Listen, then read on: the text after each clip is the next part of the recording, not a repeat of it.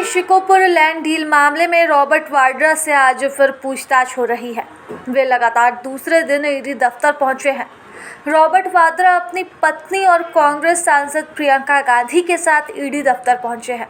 Robert Vadra से पूछताछ शुरू हो गई है और प्रियंका गांधी ईडी हेडक्वार्टर के वेटिंग रूम में बैठी हैं। वे अधिकारियों के सामने पेश होंगे और पूछताछ में मदद करेंगे। ईडी दफ्तर के बाहर पहुंचते ही प्रियंका गांधी ने रॉबर्ट वाड्रा को गले लगाया। इसके बाद वाड्रा ईडी ऑफिस के अंदर जाने के लिए आगे बढ़े।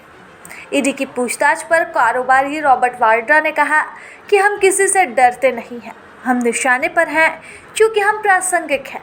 चाहे राहुल गांधी को सदन में जाने से रोका जाए या मुझे बाहर रोका जाए, हम निश्चित रूप से निशाने पर हैं, लेकिन हम आसान सॉफ्ट टारगेट नहीं है, हम हार्ड टारगेट है।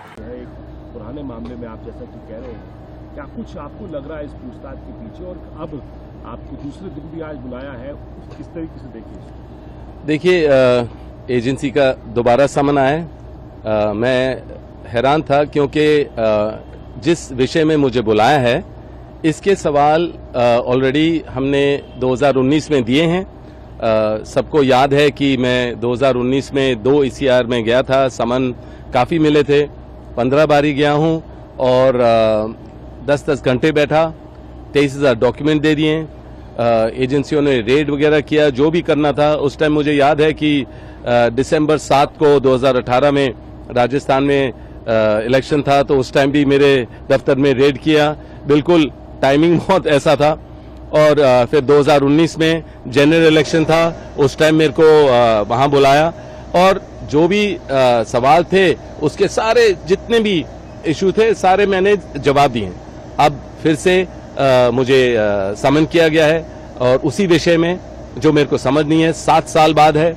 क्योंकि वैसे तो मैं क्योंकि अभी इंटेरोगेशन या चल रही है, जो समन है उसके बारे में ज़्यादा तो मैं विशेष टिप्पणी नहीं दे पाऊंगा, पर अंदरूनी बात है तो मैं यही कहूंगा कि जो भी सवाल पूछ रहे हैं ये इसके जवाब पहले मैंने 2019 में दे दिए हैं। जो चाहे अगर एजेंसी के लोगों ने, जो भी आईओ ऑफिसर है, अगर उन्होंने मना भी किया कि हमने ये सवाल नहीं पूछे, तो मैंने अपनी स्टेटमेंट 2019 की निकलवाई और उनके सामने मैंने दिखाया कि यही सवाल जो भी ये विषय में आपने बुलाया इसके सवाल ऑलरेडी हो चुके हैं। तो वो खुद हैरान थे।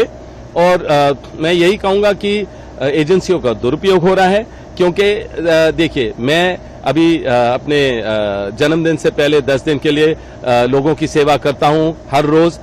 वैसे तो हमेशा करता हूं, पर 10 दिन लगातार करता हूं। अभी वो सारा रुक गया है क्योंकि मैंने अंधे बच्चों के साथ, विकलांग बच्चों के साथ, बुजुर्गों के साथ मैंने प्लान किया था काफी चीजें, अभी वो रुक गई हैं।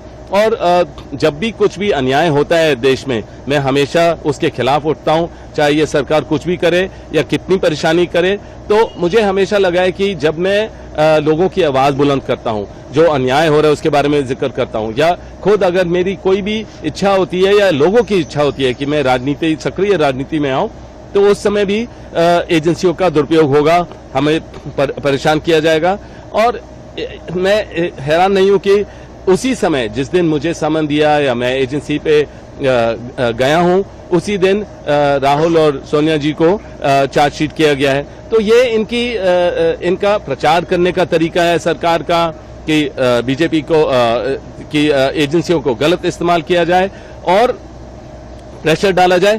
पर हमें इससे हम और मजबूत होते हैं। मुझे पता है हमारी जो सोच है और मजबूत होती है, हमारे परिवार के रिश्ते बहुत मजबूत होते हैं और हमें झेलने की क्षमता है और लड़ते रहेंगे, सच्चाई के लिए लड़ते रहेंगे।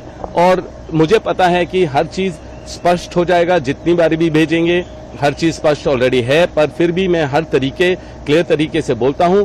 और मैं यही कहूंगा कि अभी जो कहीं भी अगर कोई भी उम्मीदवार होता है, एजेंसियों को भेजा जाता है, केस शुरू हो जाएंगे और जैसे ही वहां इलेक्शन खत्म होता है उनका पता ही नहीं चलता है, केस खत्म हो जाता है, हर चीज होता है। तो ये जो गलत हो रहा है, ये जनता का, मेरा जो अनुभव है जनता के साथ, वो हमेशा यही बोलते हैं कि एजेंसियों पर हमें भरोसा नहीं है, क्योंकि उनको जब भी कोई इलेक्शन होता है या कभी भी उनको किसी को गलत तरीके से दिखाना होता है तो वही चीज दोबारा उनको तंग किया जाता है और एजेंसियों के द्वारा। सर, आपको लगता है कि आप प्रभातखबर.com, विश्वास वही, रफ्तार नहीं।